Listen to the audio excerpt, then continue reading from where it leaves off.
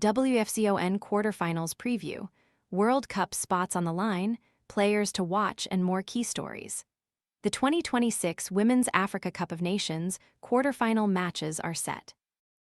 Ivory Coast, who were admitted to the continental tournament last November after the Confederation of African Football, CAF, decided to expand the tournament from 12 teams to 16 when qualification was already over, will face Algeria on Saturday, Aug.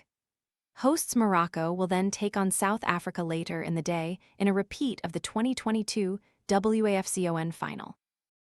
Advertisement On Sunday, Cameroon, who, like Ivory Coast, were an expansion invite, take on 10-time champions and current title holders Nigeria. Get ready for a fitness upgrade. Featuring cutting-edge technology and high-precision sensors and tracking on the free VSync app, the eTech City Smart Fitness Scale is your platform for success. The scale provides 13 essential biometrics, complete with helpful data graphs on the VSync app, all viewable on your personal profile. The scale handles all kinds of shapes and sizes and is safe for the whole family to use, at home or on the go. Ready to order? Scan the QR code now or visit grabdeal.us/9. The quarterfinals will then conclude with debutantes Malawi playing Ghana. With this edition of WAFCON also serving as Africa's 2027 World Cup qualifiers, the 4 teams who reach the semifinals of this tournament will automatically earn places in Brazil for next June and July. The sides that lose their quarterfinals still have an opportunity to qualify. They will face each other on Thursday, Aug. 13, a day after the WAFCON semifinals, in a World Cup qualification playoff bracket. The winners of those 2 fixtures go on to compete against 8 more teams from other confederations across the globe in a playoff tournament that takes place in November, December, and February to decide the final 3 World Cup contestants. Nigeria have qualified for every Women's World Cup since the first edition in 1991.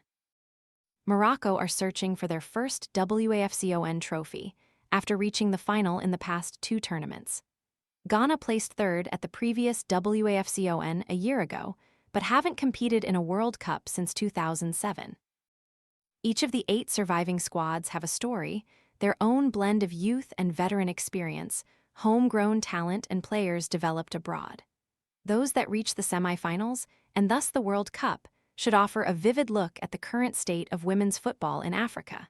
Here's what you need to know about the WAFCON knockout stage.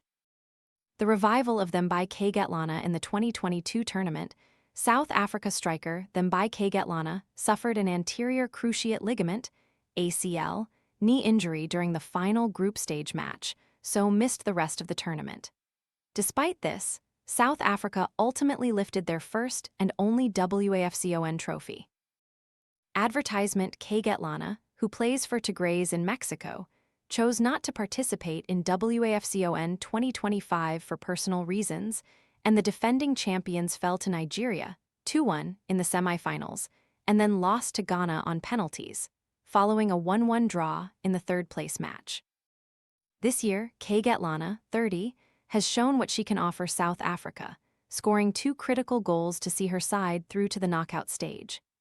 After being upset 2-1 by Tanzania in their opening group match, South Africa fell behind Ivory Coast 2-0 in the second game, putting them at risk of what would have been a shockingly early exit. But Kgatlana found the net in the 71st minute to have the gap, and in the 9th minute of stoppage time, fellow 30-something Hilda Magia scored to earn a crucial point. Against Burkina Faso in their group finale, with South Africa needing 3 points to advance, Kgatlana rose to the challenge again, getting the only goal of the match in the 21st minute.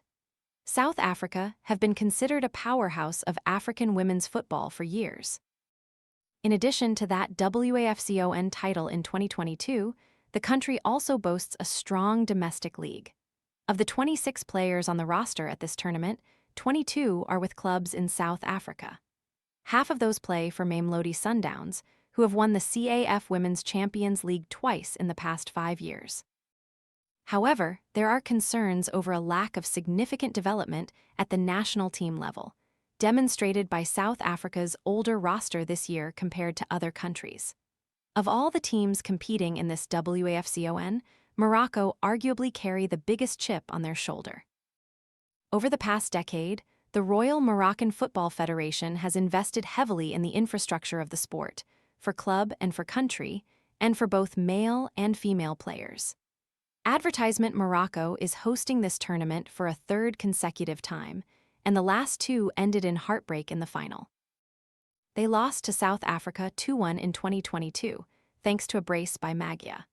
Last year's edition stung even more, as the North Africans built a 2-0 lead in the first half, only to concede 3 times in the second, handing Nigeria their 10th WAFCON trophy. All of which lays the groundwork for what is essentially a now-or-never scenario for Morocco. Between that WAFCON 12 months ago and this one, the roster hasn't changed much, but the quality of their performances has matured. The time spent playing together, and perhaps bonding through past losses, is evident in their chemistry on the pitch, and they finished their group games against Kenya, Algeria, and Senegal as the only team in the tournament to have not conceded a goal. A new addition, 18-year-old Barcelona forward Kader Ashraf, has added more energy to Morocco's attacking game and has granted them the luxury of playing reigning African Women's Footballer of the Year Ghislaine Chebak, 35, sparingly through the group stage. Of course, none of these things will matter much if they don't lead to Morocco lifting their first WAFCON trophy on Sunday Aug. They're meeting with South Africa in the quarterfinals, a rematch of the first of their back-to-back WAFCON finals, is a fitting and poetic challenge that will also provide perspective on just how much each team has changed since 2022. 2 expansion teams are through to the quarterfinals. CAF announced an expansion of the WAFCON format from 12 to 16 teams on NOV. Qualification for the tournament had ended by then, so the Federation invited the 4 highest-ranked teams from the final qualifying round who hadn't already got in to join the party. Cameroon, who were ranked 66th in the world at the time by FIFA, Ivory Coast, 71st, Mali, 79th, and Egypt, 95th. Advertisement 2 of the 4, Cameroon and Ivory Coast, have now gone undefeated in their group fixtures, topping their respective sections to advance to the quarterfinals. It's an extraordinary feat for teams that did not take a traditional path to WAFCON, but can now compete for a continental title and are 90 minutes from qualifying for the World Cup. Nearly half of Ivory Coast's roster is composed of locally based players. 12 of them play in their homeland, while the others are spread elsewhere across Africa and abroad in Europe, Central Asia, and North America. Some of their most impressive players in the group stage have been their youngest. Grace Surrey and Nsira Ouedraogo, both 18, and 24-year-old Ins Conan scored all but one of Ivory Coast's 8 goals in those opening 3 matches. They're a side who have looked tough to beat once they settle into a flow, something they've managed to do more consistently under manager Reynold Pedros, whose last assignments were with Lyon women at club level and Morocco women. Ivory Coast's quarterfinal with Algeria has the makings of a classic battle between attacking and defensive sides, as the latter conceded just 1 goal in the group stage.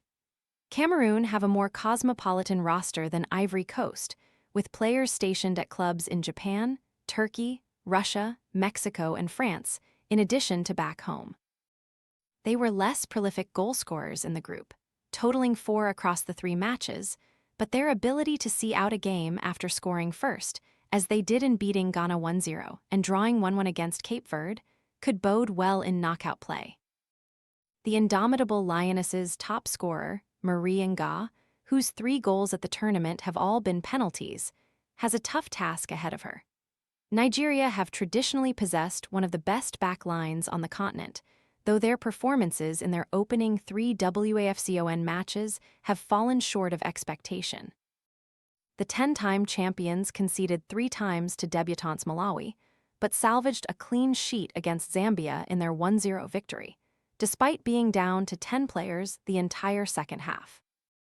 They then recorded a 6-2 win against Egypt on Wednesday, edging out Zambia on goal differential to claim the second and last ticket to the quarterfinals from Group C. How to watch WAFCON 2026 is available to watch on beIN Sports Extra, a Qatari state-owned sports network, on platforms such as Fubo, Sling, Roku TV, and Tubi in the United States. Ivory Coast vs.